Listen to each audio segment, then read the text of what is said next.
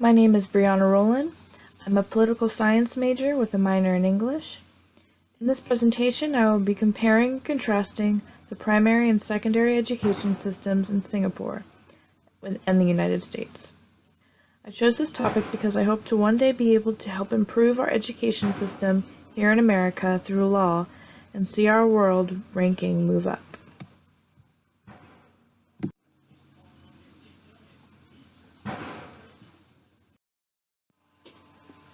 Statistics showing U.S. global standing in education.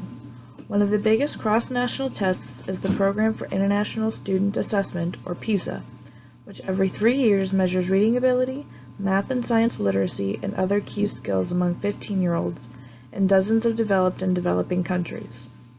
The most recent PISA results from 2015 place the U.S. at an unimpressive 38th out of 71 countries in math and 24th in science. Young American students, which would be students in grades 4 to 8, fare somewhat better on a similar cross-national assessment, which is the Trends in International Mathematics and Science Study, also known as TIMSS, and this is measured every 4 years.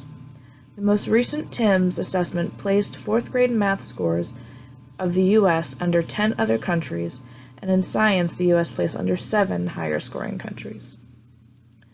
In a 2015 Pew Research Center report, only 29% of Americans rated their country's K-12 education in science, technology, engineering, and mathematics, also known as STEM, as above average or the best in the world. A companion study of members of the American Association for the Advancement of Science found that just 16% called U.S. K-12 STEM education the best or above average. In contrast, 46% said that K-12 STEM in the U.S. was below average. This shows us just how low education is on the ladder of importance in the United States today. Here are some statistics showing Singapore's global standing in education. Singapore has the highest achieving primary and secondary pupils in international education tests in both math and science. Singapore is in first place in all subjects, ahead of school systems across the world. Here you can see the Singaporean ethos of meritocracy and the equality of opportunity.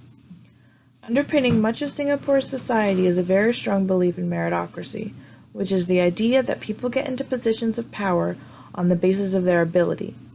And then there is the equality of opportunity, which is the idea that everyone should get an equal opportunity in life, even if that doesn't result in the same outcome.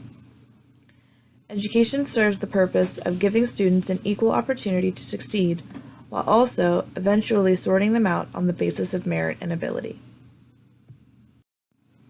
So how did Singapore get to where they are today? In less than 50 years, Singapore has gone from an impoverished island with no natural resources and a population with the majority of whom were illiterate, to a country of 4.7 million people with living standards that match those of the most highly developed industrial nations. From the very beginning, Lee Kuan Yew, the world-famous prime minister who led Singapore to this achievement, understood that education would be an essential element in the creation of a single unified nation. Singapore's teachers are drawn from the top third, or 5%, of their secondary school class. Beginning teachers are compensated at levels roughly equivalent to beginning engineers.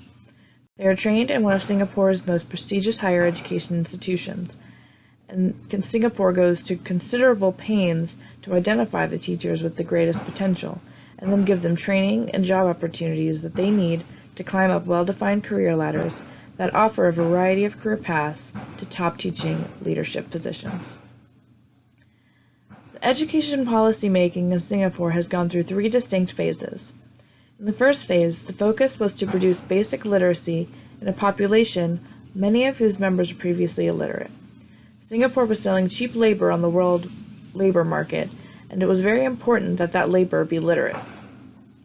In the second policy-making phase, the focus of education shifted from basic literacy to quality and the retention of students in schools. The focus of policy became how to get all students to global education standards. In the third phase of policymaking, surrounding education. The government implemented the Thinking Schools Learning Nations program sometime in the 90s, focused on improving even further the quality of their workforce and on curriculum and instruction that would support the creativity and capacity for innovation of their students.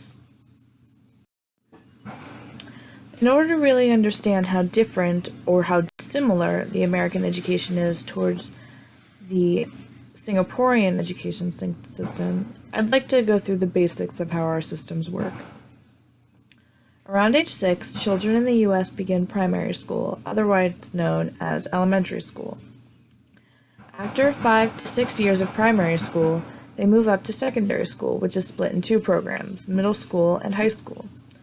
Students must finish middle school, usually consisting of 3 to 4 years, also known as junior high school, before moving on to high school, which is usually 4 years.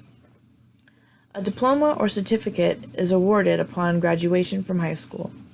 After graduating high school, or 12th grade, U.S. students may go on to college or university. College or university study is known as higher education, or post-secondary education. Altogether, American students attend a combined total of 12 years of education before deciding on going to college, a tech school, the military, or straight into the workforce. Now let's take a look at Singapore's education system. Unlike in the U.S., primary and secondary education is not free, and the cost goes up when students progress from primary to secondary school. For primary school, this will be 6 years of compulsory education starting around age 6. Students no longer are forced to go to school at the age of 15. Primary education consists of a 4-year foundation stage from what's called primary 1 to 4 and a 2-year orientation stage from what's called primary 5 to primary 6. The overall aim of primary school is to give students a good grasp of the English language, their mother tongue, which can be classes offered of Chinese, Malay, and Tamil, which are the official languages of Singapore, including English, or other Indian languages. They also must grasp a good foundation of mathematics. All students must sit for the primary school leaving examinations before moving on to secondary school. For secondary school, this consists of 4 to 5 years of education. Students may choose to attend pre-university after secondary school, which would be 2 to 3 years, and this depends on their future goals. Pre-university is not necessary for admittance to post-secondary schools. In order for students to move on to post-secondary education, they must reach the necessary GCE O-level qualifications, which is similar to our finals in high school and our SAT scores. So how can we improve our ranking here in the United States? In order to raise ourselves to the level of dedication towards education that Singapore has, we must put a revamped emphasis on basic education being the true equalizer of man. While education may be free for all here in the United States, which is an advantage that we do have over Singapore, it does not mean that our education here is equitable or even really provides equal opportunity for all as we claim it does. Singapore also has this issue with students not being of Singaporean nationality. Those students are charged more in school fees. This gives us a small look into the ethnic and racial divide in Singapore and a contradiction of their ethos on equality similar to ours.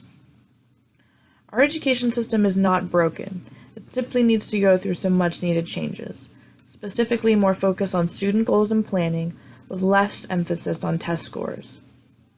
When students are not seen as just a test score, they will have an increased interest to learn, raising test scores in the process. Some education leaders push for a more Americanized system within Singapore, with less stress on students to have their entire lives planned out by the time they choose to go to high school, which is crazy to think about as American, choosing which school you're going to go to in the 5th grade.